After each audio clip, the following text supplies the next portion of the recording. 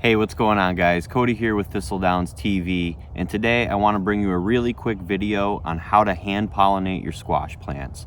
But before we go any further, I just want to make sure you subscribe to our YouTube channel. Also check us out on Pinterest and on Instagram at Thistledowns Farm for more farm and garden inspiration. All right, let's jump right into it. So have you ever noticed little squash beginning to grow in your garden, and then when they get about 2 inches long, the blossom end starts to rot off and die? Maybe it's from blossom end rot. That's totally possible. A calcium deficiency could definitely cause blossom end rot in your squash.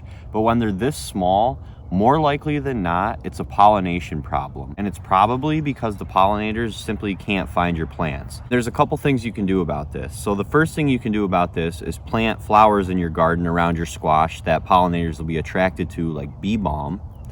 Another thing you can do, which might not be totally feasible for a lot of you, is to start your own beehive right near your garden. So for today though, I'm just going to show you how to hand pollinate your squash plants so you don't have to rely on the birds and the bees.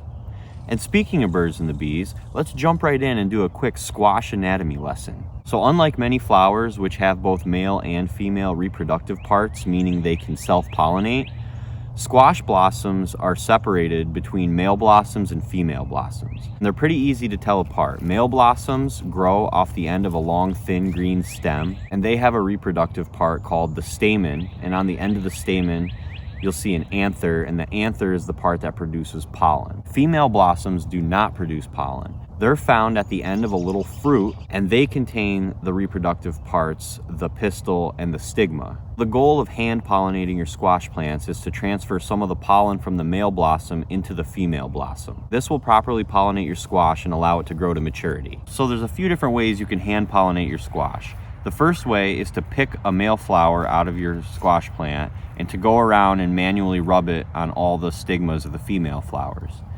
And this will totally work, but I don't really prefer to do this method because I want to leave my blossoms in my garden for actual pollinators to use. So I'm going to show you a couple other ways you can hand pollinate your squash plants without having to remove blossoms from your garden. One way you can hand pollinate your squash plants is to use a Q-tip. You just go in, gently rub a little bit of pollen off the anther in the male blossom, and then transfer it to the stigma of a female blossom. This method works really well. One drawback though is sometimes the cotton can hold on to the pollen a little too tightly and it won't easily transfer off into the female flower. So that's why instead of a Q-tip, I prefer to use a paintbrush. This is just a little acrylic paintbrush, soft bristles. And same thing as the Q-tip, I'm just going to gently go in, brush a little bit of pollen off the anther of a male flower, and then I'm going to brush it onto the stigma of a female flower. And that's all there is to it, guys. It takes very little time to pollinate your squash plants by hand, and you'll see drastically improved results with your harvests. So if you have any questions or comments, make sure to hit me up in the comments section below.